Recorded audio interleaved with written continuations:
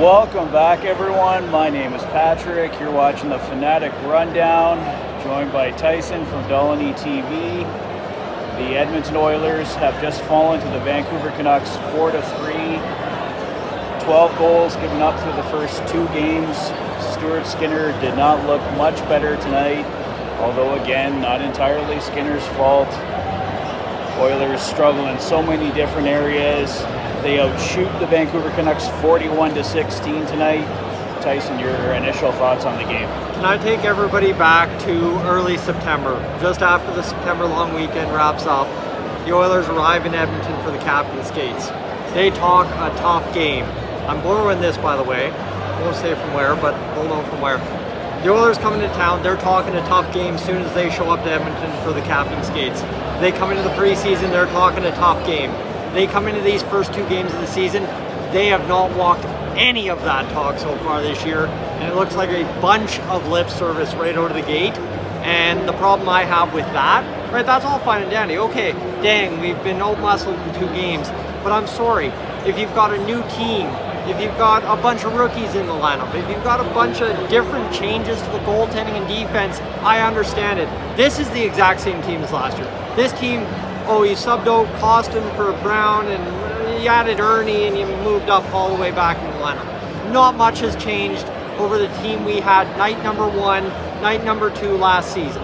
And this, compared to what we got those first two games last year, excuse me, what is going on? Yeah, it's night and day. I mean, we saw them struggle against Vancouver to start the year last year, but they did, after falling behind 3-0, come back and win that game 5-3. Exactly. And got off to a half-decent start, but this is now a team that's 0-2 after two games. They've given up 12 goals. Granted, 8 of those were in one game, so that's really going to make you look bad overall. But still averaging 6. Yeah, you're still giving up, like I said, an average of 6 goals a game. The Oilers' power play did look better tonight, got them a couple goals. Draisaitl picked up his second. Connor McDavid got in there. Who had the other goal for the Oilers again? Nugent Hopkins. Nugent Hopkins, on the that's power right. play. Canucks. Low glove. Yeah. And other than that, there really wasn't a lot of positives. Like, the Oilers did badly outshoot the Canucks, but it almost felt like the Canucks were the better team for all 60 minutes, despite the Oilers outshooting them 41-16. And that's my problem, right? Again, as you said, we have our bright spots, right? I think Dylan Holloway tonight, again, fantastic. That entire third line, fantastic again tonight. But the problem is, even in their fantastic effort, they've still got an egregious goal against, I'm pretty sure, if you watch back. And also, two, you have a bunch of bright spots, and you still lose 4-3, right? Okay, cool, but you lost. Yeah. No, there's something off with this team. Like, even when they're on the power play, you're not seeing the passes as crisp. They're struggling to get in the own zone. I've seen a couple times this year, like, we all know the power play starts with that drop pass back to Connor, and that's been intercepted a few times already this year by the Canucks. So they're, like, reading the Oilers' plays. I mean, everyone knows that play is coming on the power play, and the Canucks have found a way to take advantage of that. Mattias Ekholm drew back in tonight. I think he got outworked on one of the goals, but of course this is a guy that's coming in with no training camp, no preseason, pretty cold, so I don't blame Ekholm too much, but there's a lot of things for this team to clean up. They do not look right at all. This is not the same team we saw last year. I mean, it is the same team, but they're not playing. That's exactly. So, and I think one thing too is the first 11 goals of the season. So number 12 for the Canucks. You know what? Okay, argue what you want on that one. The first 11 goals of the season, not even remotely more than 5% on the goalies. I've seen some folks say, well, it was an average night for Skinner. You know what? That average night was good enough to win. Right? You had 16 shots against, and you had 41-4. That's good enough to win, the way Stuart Skinner performed tonight. Now that's good enough to win the Oilers we had last season. And that's not talking down the stretch in March. We're talking at the start of the year when they were racking up the goals. And as you said on the power play, I don't know if it's a lackadaisical thing. They're taking that extra half second to make the puck movements happen. I don't know what exactly it is, because it seems to be death by 1,000 cuts. Yeah. Right, we're sitting in section 109. We are in the side that attacks twice. We're right behind the whole net for it, and you're watching the team miss simple passes. They go into the corners and don't seal the boards. Evan Bouchard tonight, I can't count how many times a simple puck left the zone either on the power play or 5-on-5 because he just didn't seal up right. Yeah. And that's, I don't want to pick on Bouchard because I think early on, especially if the Oilers defense struggles and the power play struggles and you're struggling to get production, he's going to be an easy target. But again, it's just little things like that multiplied by everybody doing them, and now you're 0-2, and it's against a team like the Canucks, not a team like Carolina, New Jersey, Toronto, LA, Vegas, right? It's not against those teams, it's against the Canucks. And I want to say, give credit to the Canucks. Yes, like the exactly. Canucks have come out like gangbusters. Yes. They were turning it around late last season, and okay. Credit due to the Canucks as well. This isn't just the Oilers playing bad. But. So I'll sit here and say this. Yeah. You see me saying, well, the Oilers did this, this, and this, and it's against the Canucks.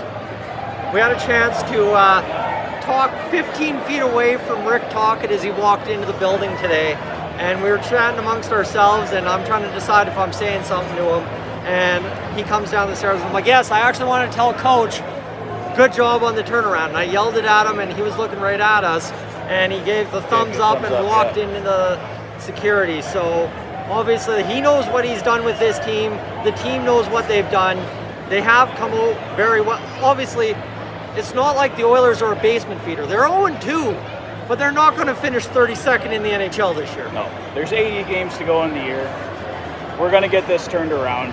I believe they will. But yeah, this looks like a team that, I don't know if they really took the preseason that seriously. And that was something that we heard a lot about, Like you mentioned earlier, they came into training camp with a lot of talk, but then we're not seeing much action from that talk, and here we find ourselves 0-2 to start the season. Well, I remember, I think it was right as the players exited interviews after the playoffs. I have a video from that time literally titled, "Can We Actually Believe That?" And it was all about, you know what, we came up short, we're getting it next year. And so far through 2 games, they ain't getting nothing. They are 0-for in the points department and have scored 4 goals and been outscored 12-4. You ain't going to get a whole lot of anything in the NHL doing that. No, it's a rough one, guys. I think we'll call it there, though. Yeah. We could rant and rave all night about this. But, obviously, you win tonight, and we're probably short and sweet, 3 minutes in and done. Yeah. Yeah, it's a rough start, guys, but let's hope they can turn it around for Game 3 here. So, thanks for joining Tyson and I for all the videos today. I think we had more fun during the day than we did at the game itself. But and you know what? That's kind of what we've built down here, right? Yeah. You and I, since we also have Brandon down here, we come down, we get here before noon on even an 8 o'clock game. We make a day of it. And honestly, friends, if you haven't been to Rogers Place, you're a regular old Oilers fan. This is home. This is where you want to be. And there's enough down here. If you have that little bit of, you know I'm sober, but if you indulge in the adult beverages, there's a lot of ways to kill time down here. The service, the staff at every place you'll enter down here in downtown Edmonton is fantastic. And of course, you get into Rogers Place 2 hours before game time for the Molson Hockey House. Great time, right? That's where we're coming to you from actually tonight. You see it right in behind us. Honestly, it's grade A down here at the Ice District. You have to make your way down, even if at the end of a Saturday night Hockey Night in Canada game, the Oilers end up losing 4-3 for the second game in a row to the Canucks. Yeah, this is 4 points. We've also lost to a divisional opponent as well, so definitely not ideal.